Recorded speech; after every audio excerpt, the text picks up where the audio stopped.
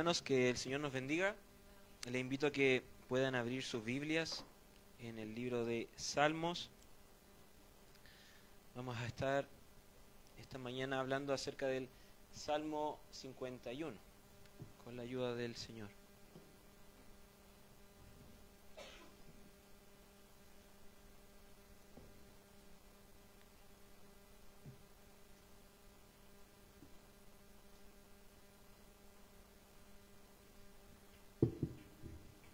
Salmo 51, vamos a leer el verso 10 de este salmo. Dice así la palabra del Señor: Crea en mí, oh Dios, un corazón limpio, y renueva un espíritu recto dentro de mí. Amén. Hay un refrán muy popular que dice: no hay peor sordo que el que no quiere oír, ni ciego que el que no quiera ver, ¿cierto? Y ese refrán tiene mucha inspiración en la misma escritura. Jesús en Mateo 13, capítulo 13, versículo 13, dice que él hablaba en parábolas, porque muchos de los que estaban ahí escuchando no querían oír y viendo tampoco no querían ver. Y esta es una realidad muy presente en nosotros, hermano, en nuestra vida. Que a veces tenemos las cosas frente a nosotros, incluso en nuestras propias manos, pero hay situaciones o cosas que no queremos reconocer, que no queremos aceptar.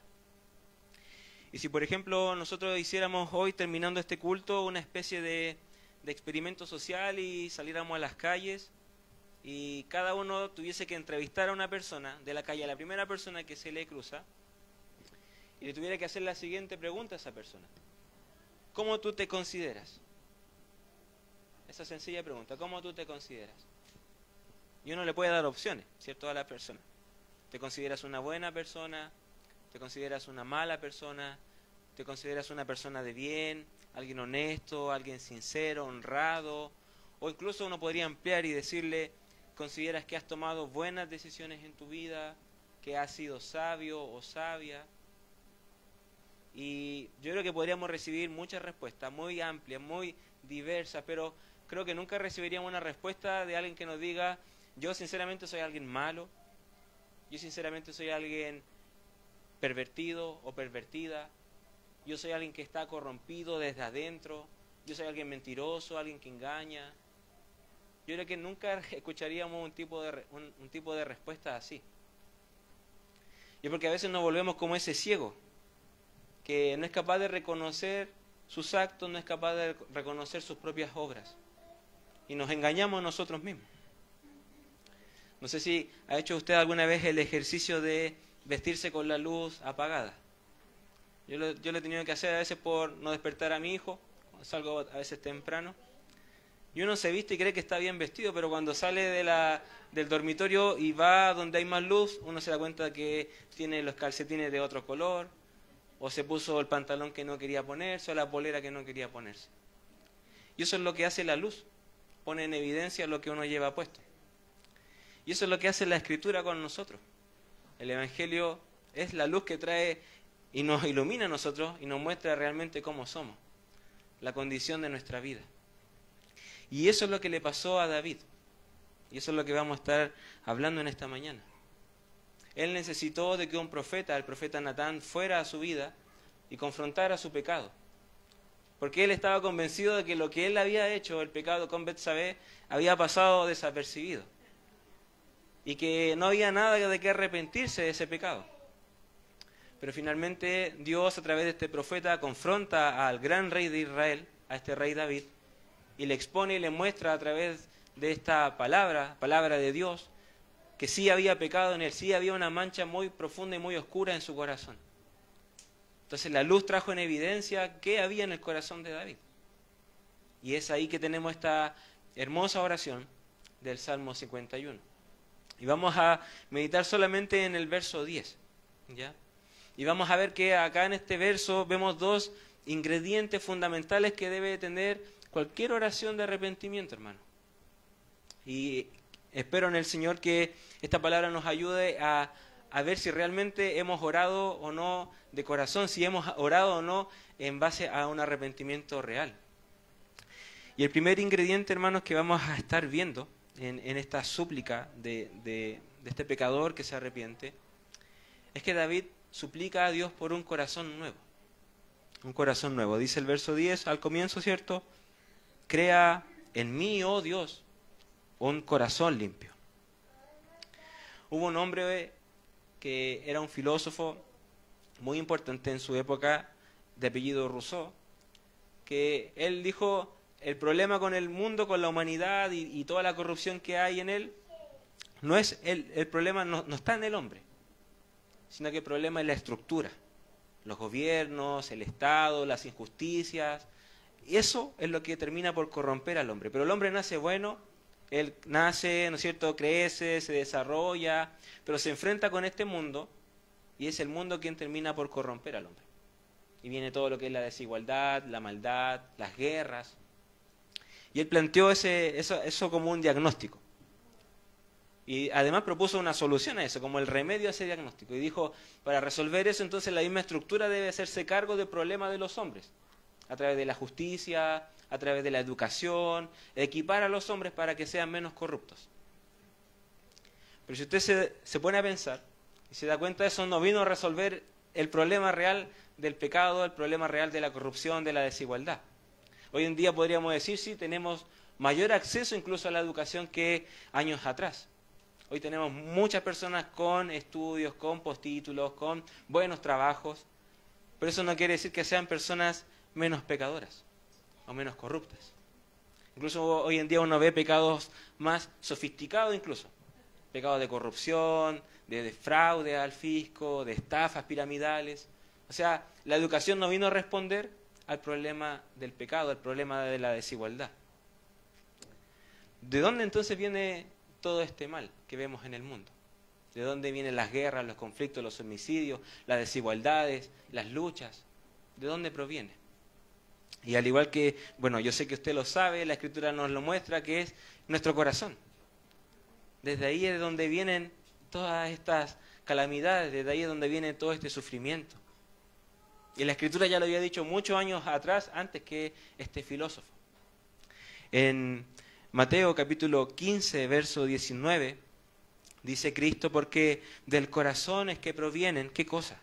Los malos pensamientos, los homicidios, los adulterios, las fornicaciones, los robos, los falsos testimonios y las calumnias. No es del mundo, no es de un agente externo a nosotros, sino que dice la Escritura que de nuestro corazón es donde provienen estas cosas. Santiago también nos dice lo mismo. ¿De dónde vienen, Santiago capítulo 4, verso 1, de dónde vienen las guerras?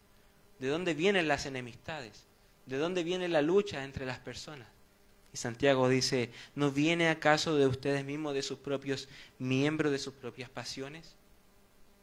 Entonces tenemos que el problema del pecado y de la maldad, de la desigualdad, no está solamente allá afuera en el mundo, sino que hay un origen dentro de nosotros. Y es lo que la Escritura nos ha estado enseñando, que de nuestro corazón es entonces de donde viene el mal. Y David llega a esa conclusión a través de la exhortación de este profeta. Llega a esa conclusión, llega a esa iluminación, gracias al Señor, gracias a la palabra, y se da cuenta entonces que el problema estaba en él. El problema del pecado que él cometió con Betsabé, el asesinato que produjo en Urías, ¿cierto? El problema de toda esa situación estaba en él. Por lo tanto, le dice a Dios ahora, crea en mí, oh Dios, un corazón limpio. Y quisiera, hermano, que no saltemos ese detalle del oh Dios. No es un Dios, oh Dios de asombro, es un oh Dios de pedir con fuerza, de suplicar. Él se estaba lamentando por lo que tenía dentro suyo. Era un peso lo que había en su corazón. Darse cuenta que el problema estaba con él.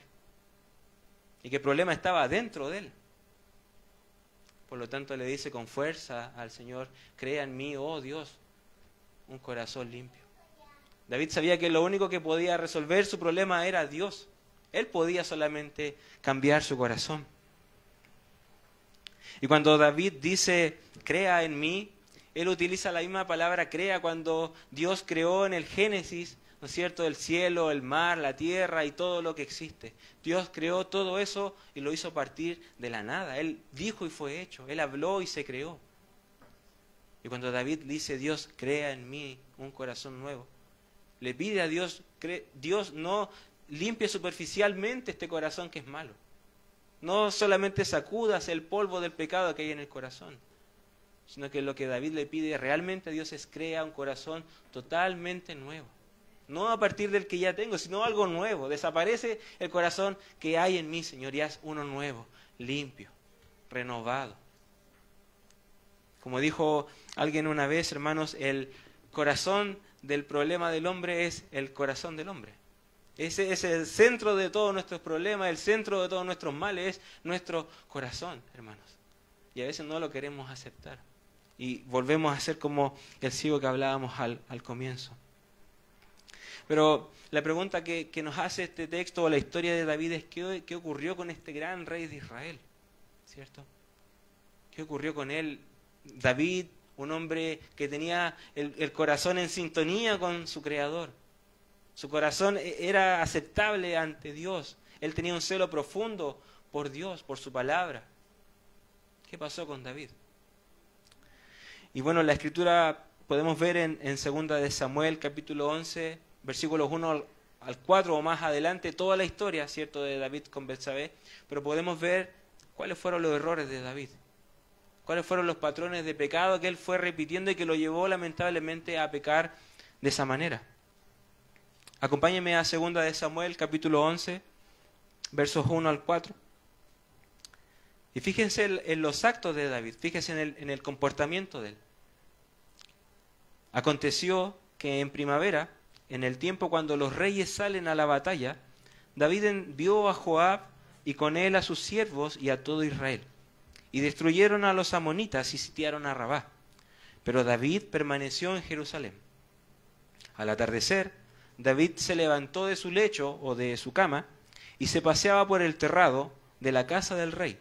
Y desde el terrado vio a una mujer que se estaba bañando y la mujer era de aspecto muy hermoso. David mandó a preguntar acerca de aquella mujer y alguien le dijo, ¿no es esta Betsabé, hija de Eliam, mujer de Urías el hitita? David envió mensajeros y la tomaron y cuando ella vino a él durmió con ella. Este es solo el comienzo de esta historia. Uno continúa leyendo 2 de Samuel y ve que esto produjo una serie de dolor, de sufrimiento y de mucha muerte. Pero ¿qué vemos de este patrón de David? ¿Cuáles fueron los errores que él cometió? Primero vemos que el texto nos dice que era tiempo en que los reyes iban a pelear con su pueblo. Ellos iban a la batalla con su pueblo. Qué mejor que un pueblo que esté acompañado con su rey, él vaya adelante, ¿cierto? Y vaya guiando a la batalla. Pero lo que hizo David fue quedarse en su palacio. Él se quedó y envió a alguien a pelear su batalla. Y además no se quedó ahí, sino que dice el texto que él se levanta de su lecho, de su cama. O sea, él estaba tranquilo, plácidamente durmiendo mientras afuera estaba batallando su pueblo. Y el texto nos dice que él además se levanta, se pasea por la terraza del palacio, ve a una mujer de aspecto hermoso y él lo que hace, la ve y la codicia. Él la ve con deseos de poder tenerla. Manda a llamar a esta mujer y los mensajeros le advierten y le dicen, oye David, pero esta mujer que tú llamas, ¿no es acaso esposa de Urías? O sea, esta mujer no está casada, David, y tú aún así la estás llamando. Y David lo que hizo fue no escuchar ese mensaje, no escuchar esa advertencia, sino que de todas maneras tomó a esa mujer y se acostó con ella. O sea, uno puede ver muchas cosas malas, malas decisiones en David. No estar con su pueblo, descuidó su posición, en su corazón empezó a crecer un deseo que no fue dominado y por otro lado no escuchó a los mensajeros. No escuchó las advertencias que le estaban dando. Por eso es que David peca de esta manera y es tan gravoso su pecado. Porque él abandonó su posición como rey. Él descuidó su corazón. Dejó que su corazón estuviese desprotegido y que ese deseo creciera más y más. Y finalmente termina siendo oídos sordos a las advertencias. Por eso David descubre que el problema con él estaba dentro suyo, en su corazón. Y no tan solo estaba en él, en su corazón, sino que descubre David que había otro problema, que era la falta de integridad. Y ese es el segundo ingrediente, hermano, de esta oración. David ora por integridad, por una vida de integridad al Señor. Piense todas estas maquinaciones, todos estos pecados, todos estos deseos, nos dice la Escritura que surgen del corazón. Surgen ahí, aparecen ahí. ¿Acaso David no sabía que uno de los mandamientos era no codiciarás a la mujer de tu prójimo, no tomarás a la mujer de tu prójimo? ¿Acaso David no sabía de ese mandamiento? Claro que lo sabía. Si recordemos que él era un rey celoso por los mandamientos de Dios. Pero ese mandamiento no lo detuvo. ¿O acaso David no sabía del mandamiento de no matarás o no darás falso testimonio a tu prójimo? David sí lo sabía.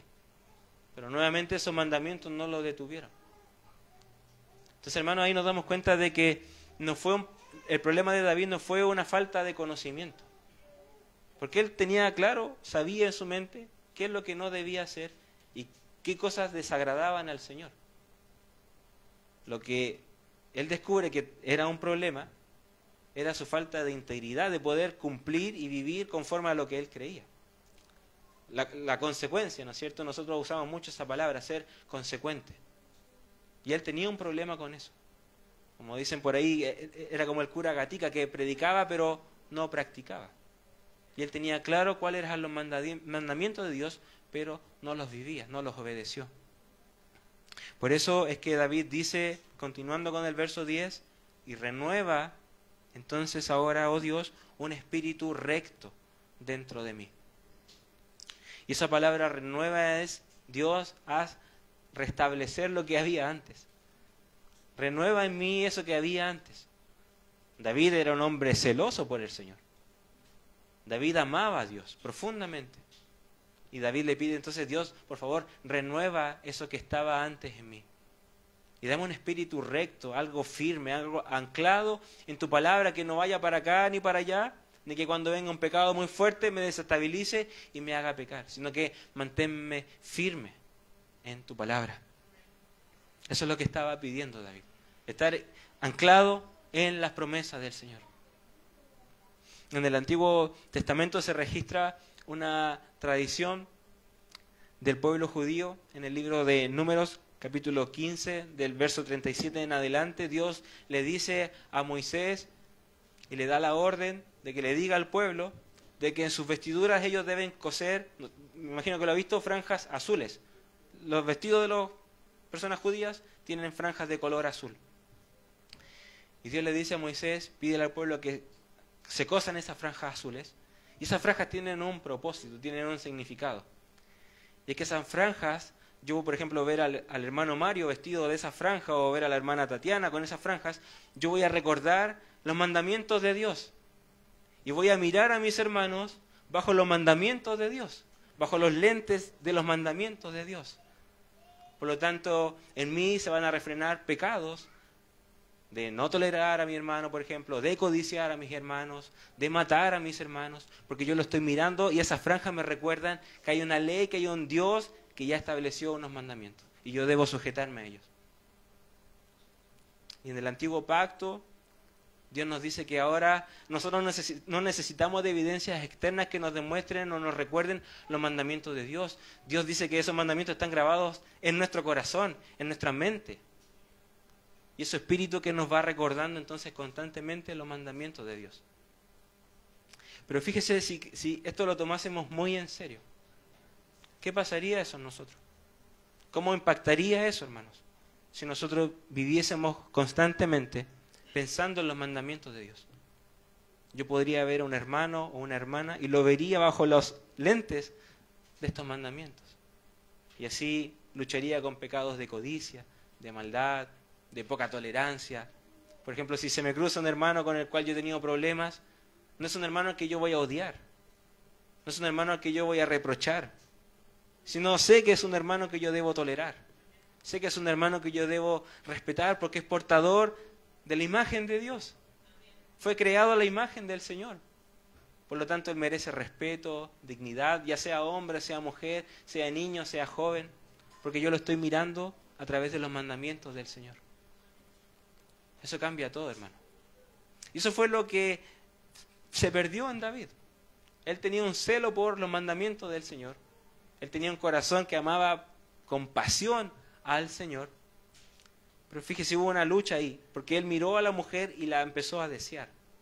La empezó a codiciar a Betsabé. Y eso desplazó el deseo que él tenía por el Señor. Lo empezó a desplazar cada vez más. Hasta que el ídolo que se levantó ahí no era Dios, sino que era ese deseo. Ese deseo sexual o ese deseo carnal. Y ese hermanos, es un patrón muy peligroso.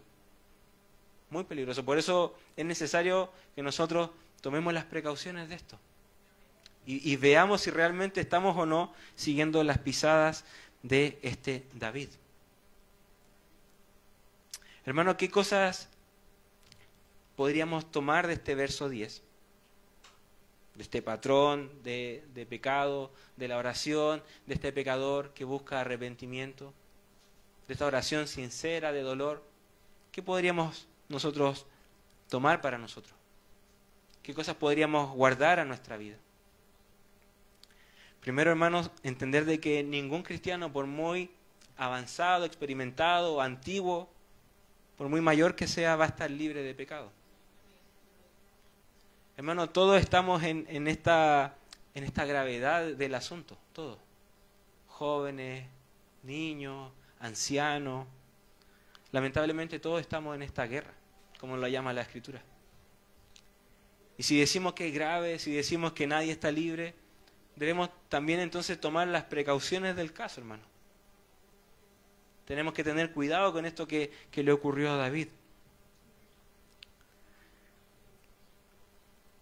Fíjense que David, él no sabía que todos los actos que él estaba teniendo, todas las conductas que él estaba haciendo lo estaban llevando hacia ese pecado tan peligroso, tan perjudicial. Y hoy en día nosotros debemos agradecer que tenemos la Escritura que sí nos previene de ciertos pecados. Y a mí me gusta mucho un concepto con el cual trabajan, por ejemplo, los hermanos Marco, en este caso que es prevencionista de riesgo, que ellos son no reactivos, sino que son preventivos. Y su trabajo se basa en eso, en prevenir accidentes, en prevenir lamento, en prevenir sufrimiento. Y a veces nosotros somos muy buenos en eso, en prevenir cosas. Por ejemplo, cuando uno dice, como que siento que me voy a resfriar. Y el otro le dice, bueno, entonces tómate algo caliente. Tómate una limonada, o abrígate, o tómate este medicamento para evitar el resfrío. Uno es preventivo en esas cosas. Pero uno no siempre es preventivo con el pecado. Uno no siempre dice, rayos, estoy descuidando mi oración, por ejemplo. O estoy descuidando mi celo por el Señor. O estoy descuidando el trato que tengo con otras personas. Me he suavizado en respecto a eso.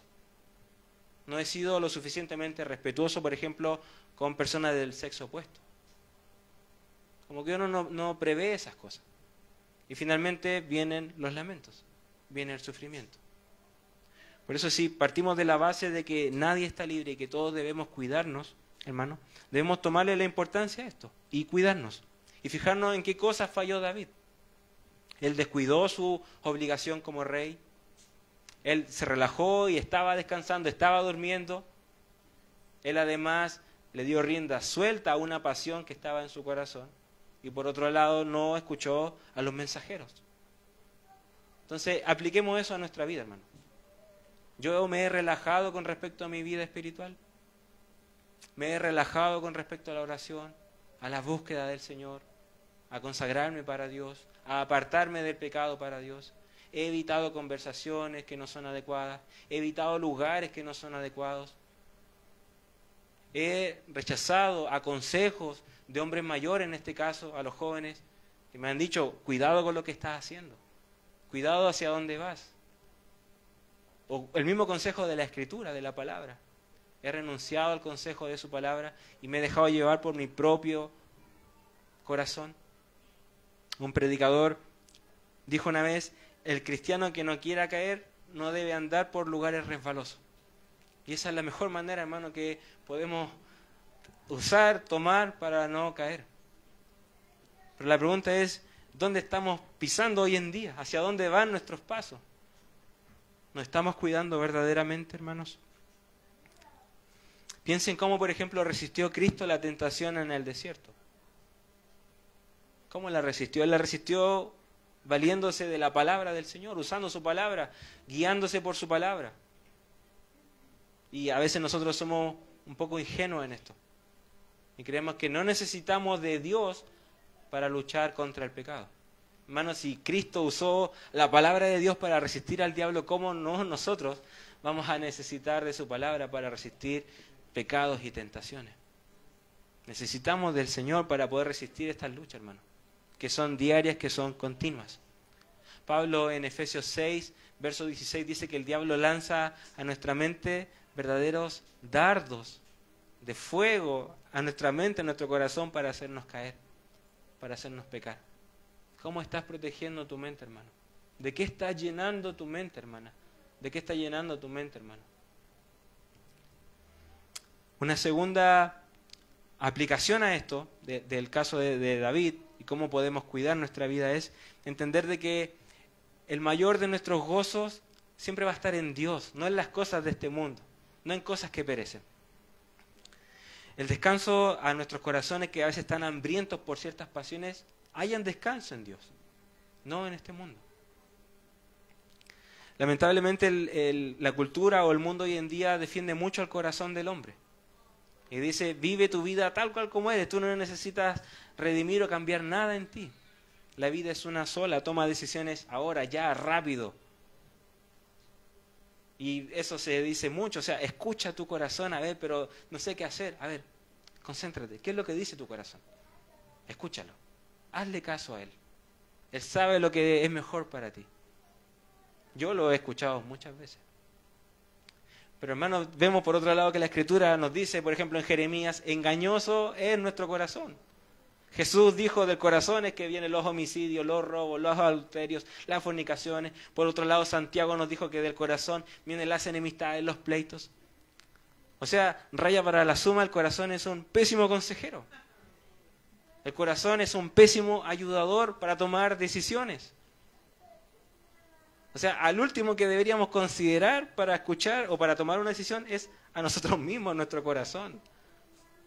Por algo la Escritura dice, en la multitud de consejeros hay sabiduría. Por algo la palabra del Señor se describe como una lámpara que alumbra tus pies y no tu corazón. Pero lamentablemente la cultura empuja esa idea de que es tu corazón, es ahí donde está la respuesta. Y sí, el mundo ofrece, ¿cierto?, un camino hacia el deleite. Hay un deseo en ti, de un deseo sexual, de un deleite en la carne, y sí, el mundo te ofrece un camino. O sea, tómalo. Está el camino de la fornicación, está el camino del adulterio, está el camino de la pornografía. Hay un camino hacia el deleite que hay en tu carne, que es un deseo sexual. Y muchos van detrás de ese camino. Pero cuando uno llega al final de ese camino, hay culpa, hay dolor, hay traición, hay rechazo. Rechazo a veces hacia el propio cuerpo de uno, el cuerpo de otro. Solo hay desilusión, sufrimiento y muerte también en muchos de esos casos. Pero por otro lado, la Escritura sí te ofrece un camino hacia un deleite, hacia un placer mayor, hacia una vida mejor, que es a través de Cristo. Y cuando uno llega y atraviesa ese camino y llega al final, se encuentra a Cristo, quien no abandona, no defrauda, no es como este rey que se queda dormido, sino que Él está ahí con su pueblo. Entonces, hermano, ¿dónde encontramos descanso? ¿Dónde encontramos deleite? ¿Dónde podemos decir, acá es que voy a vivir mi vida al máximo? Solo en el camino de Cristo, solo a través del camino que Él me ofrece, no a través del engaño que me ofrece el mundo. Por eso yo ahora entiendo que cada vez debemos odiar más el pecado. ¿Sabe? Porque el pecado nos hace quedar como como necios, como bobos, como insensatos. La serpiente le susurró a la mujer y le dijo, ¿acaso Dios te dijo que ibas a morir? No vas a morir. Come, muerde esa manzana. No vas a morir, incluso vas a ser igual que él. La mujer obedeció y quedaron los dos como unos necios. Y el mundo te ofrece eso también. Te ofrece una respuesta automática a tus problemas, una respuesta automática a tus deseos. Tómalo, está ahí. Tómalo con tu mano. Y uno termina creyendo en ese pecado. Y finalmente uno termina quedando como necio. Por eso es que debemos odiar al pecado, porque nos hace no solo ver como necios, sino que quedar como necios, ser necios. Por eso es tan aborrecible el pecado, hermano.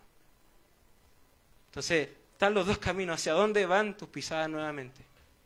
¿A dónde encuentras deleite y descanso? ¿En el camino que te ofrece el mundo? ¿Lo instantáneo, lo rápido, lo artificial? Fíjese cómo pervierte a la imagen de Dios. A mujeres siendo vistas como objetos, hombres siendo vistos como objetos. Pervierte en el diseño del Señor. Aquellos que somos creados portadores de la imagen del Señor. El pecado lo distorsiona y lo corrompe. Por eso, si quieres vivir tu vida al máximo, joven, señorita, hermano, hermana, está el Señor, el camino hacia el deleite máximo y supremo que solo va a estar en Cristo. Y una tercera aplicación, mis hermanos, es que a través de todo este relato uno puede ver que si yo he orado realmente, de corazón, y he hecho una oración de arrepentimiento genuino, va a haber una evidencia real de eso. Algo genuino y real también. David se arrepintió en su corazón, oró a Dios, le pidió perdón, y se dio cuenta que el problema estaba en él. O sea, Dios, cámbiame por favor, cambia mi esencia, cambia mi corazón. No quiero ser igual que antes. Y sí, a veces debemos reconocer que hacemos esa oración, pero la hacemos muy superficial, lo hacemos muy a la rápida. Y a veces no, nos vamos a la base de que el problema está en nuestro corazón, sino que apuntamos a lo que es lo evidente, pero no lo que está de base. Y no decimos, Dios, transforma mi corazón aún es duro, mi corazón aún es insensible a tu palabra, mi corazón aún no se deja pastorear por ti. Muy pocas veces oramos porque Dios cambie nuestro corazón. Y eso es lo que David descubrió que debía hacer, pedir que Dios le cambiara su corazón.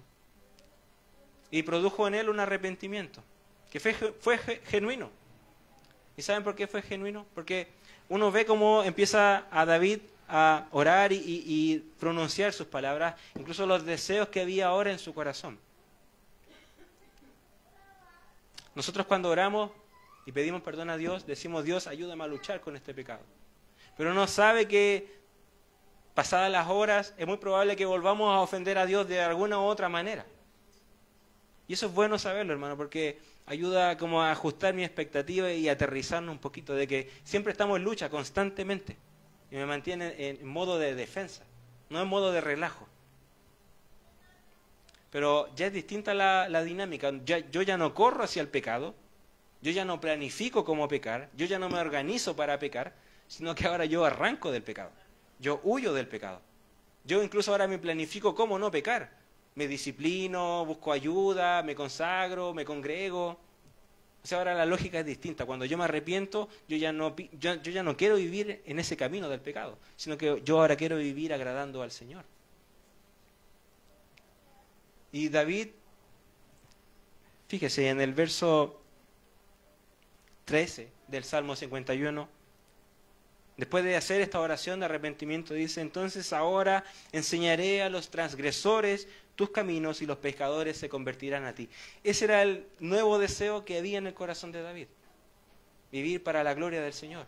Ahora mostrarle al mundo la gloria del Señor, anunciar al mundo la belleza del Señor y traer a los pecadores a los pies del Señor. O sea, se da cuenta cómo Dios transformó totalmente el corazón de David y ahora le puso otros deseos, otras pasiones, otro fuego en él, que era el celo nuevamente por vivir para el Señor. No sé si usted se acuerda cuando hizo esa primera oración de arrepentimiento real al Señor y dijo, Dios, te entrego mi vida, te entrego mi ser, todo lo que soy, perdóname por mis pecados. Y Dios le hizo una nueva criatura, lo transformó, la transformó.